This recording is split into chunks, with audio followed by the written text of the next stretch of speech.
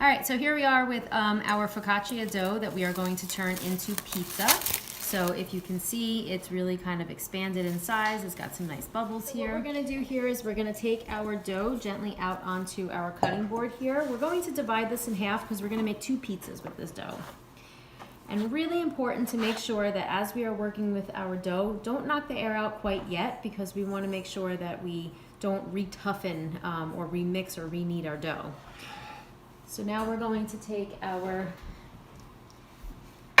sheet pan with parchment paper, and very simply we're going to take this dough, and there's already quite a bit of oil on the bottom from when it was proofing, and we're going to make, you can make this into a square dough, you can make this into a round dough. Just make sure you press out the dough into the pan. So these are kind of going to make individual pizzas. So there's a square one. We'll take this and we'll do a round one. All right, so you can do mini personal pizzas.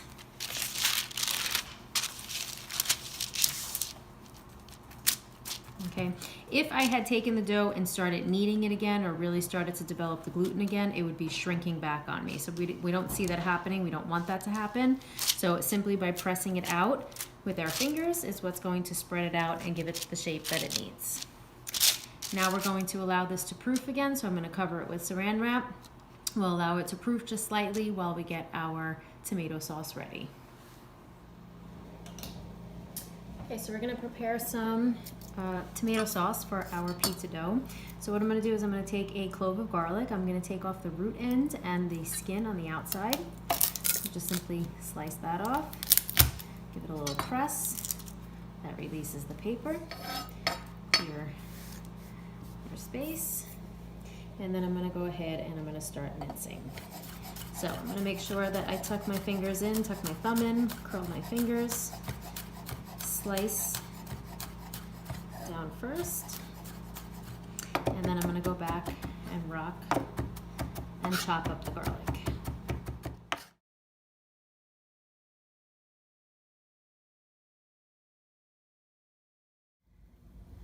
Okay, so we're going to do a demo on how to make our tomato sauce. So the first thing that we're going to start off with is a little bit of olive oil in a heated pan. We're going to go ahead and add our garlic in. And we want to begin to sweat the garlic. Just turn the heat up just a little bit. We just want to start to cook out the garlic and kind of get the bitterness or the potency of it to kind of mellow out. So we're going to start to get that fragrance to come out.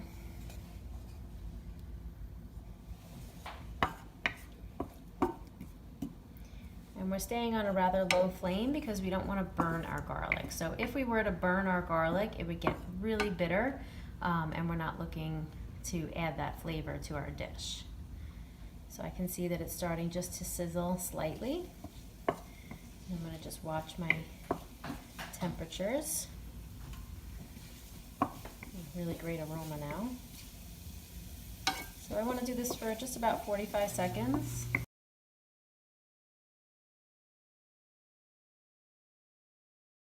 Now that that's gone for about 35-40 seconds, we're going to go ahead and add in our crushed tomatoes. So we're going to carefully pour that in. And you can add in as much or as little garlic as you like. It really, everything is up to your personal taste. Make sure we get everything out of the pan. Okay. And now we're going to just turn our flame up just a little bit because we want to start to heat the sauce. Stir that up. And while that's heating, let's work on some of our flavorings here. So of course we always want to add salt to our recipe.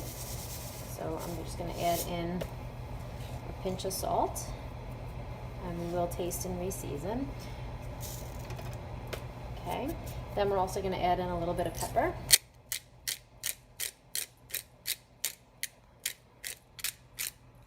Okay, and then we can go with some basic Italian seasoning. So the first one we're looking at here is some basil. So I'm just going to put a little bit into my hand, and I always want to take some dry herbs and I want to just kind of break them up so they start to release their fragrances. The next one that we're going to use here is a little bit of parsley. Okay, so you can do this blend, or you can buy one of those Italian seasoning blends. And the last that we're gonna add is a little bit of oregano. Oregano has a little bit more of a stronger flavor, so you don't have to use quite as much. So we're just gonna go a little bit less, but that's gonna be, when you smell it, that's gonna be your classic smell of tomato sauce from your local pizzeria. All right, so now we'll allow this to simmer for about 15-20 minutes. We'll taste, we'll re-season if necessary, and then once we are content with the flavor, we will then use that to make our pizza.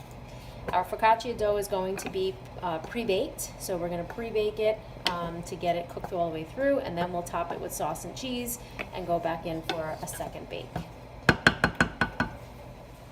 So we're just going to take a quick peek in the oven to see how the focaccia bread is baking. I can see I have some nice golden color happening to my focaccia loaf, and I can see that mine on the bottom are cooking. What I want to do at this point is I want to rotate them in the oven. So what I'm going to do with my focaccia bread is I'm going to actually take this dough out, and I'm going to move it to the bottom shelf. And I'm gonna move the bottom shelf up to the middle. And the reason why I do that is because I don't want any hot spots. Also gonna turn it. I don't want any hot spots on my final product where it's gonna get overly cooked on the top. As you can see, that's nice and brown, or if it's gonna get too cooked on the bottom. So I'm gonna rotate it in the oven so we have even baking. All right, so now we're gonna check our oven, and we have our focaccia pizza is ready to go. So I'm going to see that I have a little bit of browning on the outside, and I'm also going to check the bottom and see that it's nice and brown, so that is ready to come out. All right, so now what we're going to do, we have our two focaccia breads here. One is a nice round shape, the other one is a rectangle shape. We take our sauce that we had simmered for about a half hour. I did actually add a little bit of sugar into there just to kind of balance out the acidity. I added a little more salt and pepper, and even a little bit of onion powder and garlic powder. So really it's up to you and your taste how you want to season this. So now I'm going to take this nice hot sauce, and I'm going to place it onto my bread. Let it fall into the crevices there. Okay. And you know, this is your own personal pizza, so you can use as much or as little sauce as you like. You always want to kind of leave just a little edge so that you have a crust that people can grab their pizza by. And then you're going to go ahead and take some shredded mozzarella cheese. And this is just one simple way you can do it. If you wanted to get really fancy and use some different cheeses, I would add maybe some Parmesan in there, or some provolone would be really delicious. That's a nice gooey cheese that kind of melts and gets really stringy. I don't want to go too much, so because once this kind of melts and spreads out, if you have too much on there, it becomes a little difficult to eat. So just enough to kind of cover the top, and then we're going to put it back into the oven.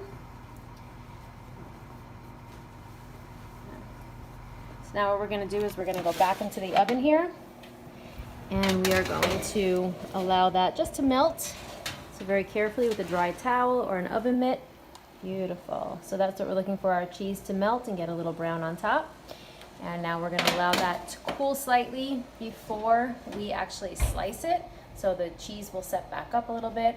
If you had a little bit of fresh herbs, this would be a great time to add some maybe parsley or basil to really give a nice pop of color. We don't right now, so we're going to stop right here, and that is our beautiful focaccia pizza.